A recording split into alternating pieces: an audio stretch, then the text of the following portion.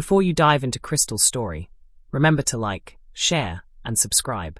Don't forget to hit that notification bell so you won't miss a moment of her unexpected journey.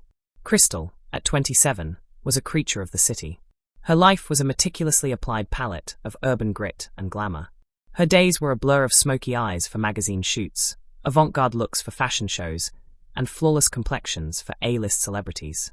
Her tiny, impossibly chic apartment in the heart of Manhattan was filled with the scent of high-end cosmetics and the hum of perpetual traffic. She thrived on the energy, the constant demand for innovation, the sheer, undeniable pulse of New York. The idea of country, to Crystal, was a quaint, sepia-toned postcard, entirely disconnected from her vibrant reality. Then came the phone call. Not the kind of call about a new editorial gig or a celebrity client, but one that splintered her perfectly structured world. Her grandmother, the eccentric, fiercely independent woman who had raised her after her parents' untimely passing, had suffered a fall. A serious one. And she lived in the middle of nowhere, or what Crystal affectionately, if somewhat disdainfully, called the middle of nowhere.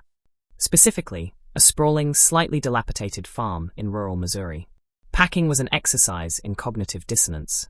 Her sequin tops and stilettos felt absurd next to sensible walking shoes she hadn't worn since a disastrous high school camping trip. Her professional makeup kit, a portable treasure trove of every shade and shimmer imaginable, seemed out of place among the practical, utilitarian items she begrudgingly packed. She drove, a silent protest simmering beneath her practiced calm, until the skyscrapers gave way to rolling hills, then to endless fields. The air, once thick with exhaust, became startlingly clean, carrying the scent of damp earth and something vaguely animal. Her grandmother's house was a testament to a life lived differently. Dust motes danced in sunbeams filtering through lace curtains. Antique furniture sat worn and comfortable, bearing the marks of generations. And outside, beyond the porch swing and the creaking windmill, was a stable. And in that stable, a man. He was tall, with sun-kissed skin and eyes the color of worn leather.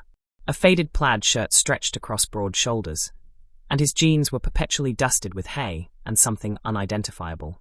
His hair, dark and unruly, was perpetually escaping from under a well-loved cowboy hat.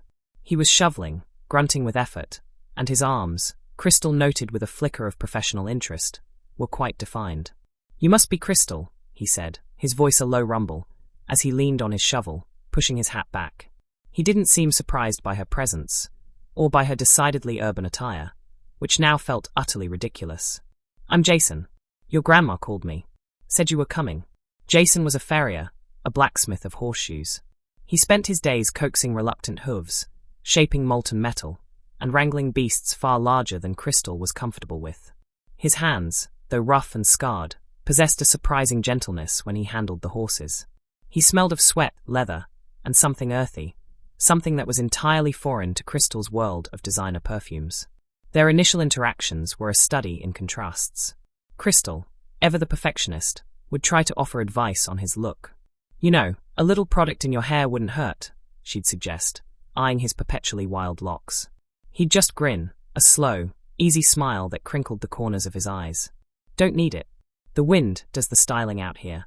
He found her fascination with her face paints amusing. He'd watch, bemused, as she meticulously applied eyeliner, her brow furrowed in concentration. "What's the point of all that?" he'd ask, genuinely curious. "It's art, Jason," she'd retort, exasperated. "It's self-expression. It's confidence." Despite their wildly different worlds, a peculiar camaraderie began to blossom.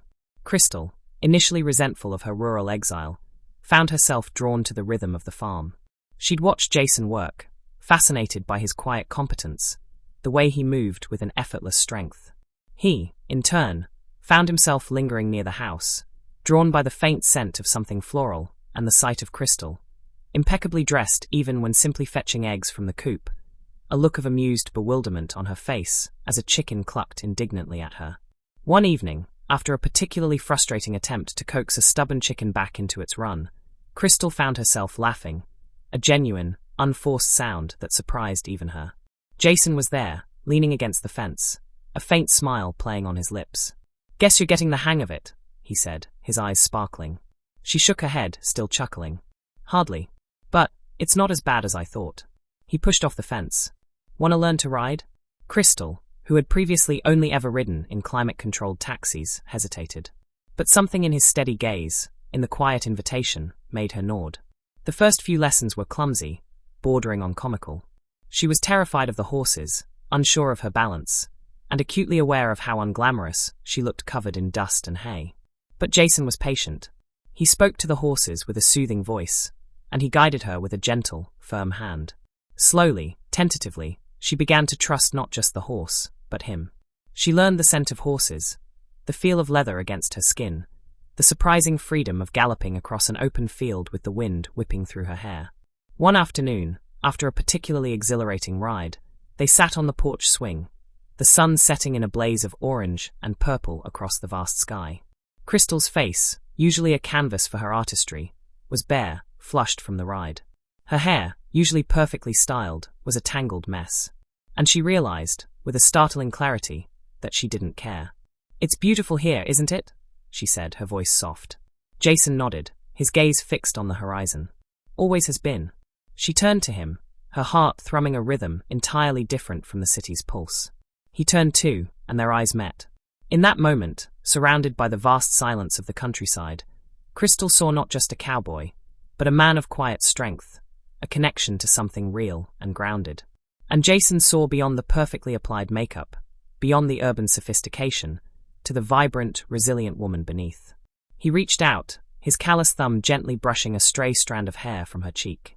The touch was light, tentative, yet it sent a jolt through Crystal that echoed the exhilarating gallop of a horse. "You know," he said, his voice a low murmur, "you look even better without all the enhancements." Crystal laughed, a genuine, radiant sound. The city, with its bright lights and endless demands, suddenly felt a million miles away. Here, in the quiet embrace of the country, with the scent of hay and the feel of Jason's hand on her cheek, she realized she had found something she never knew she was looking for. She had fallen, unexpectedly and completely, for a scrapping cowboy, and in doing so, had discovered a new kind of art, a new kind of beauty, in the unvarnished truth of a life lived simply and authentically.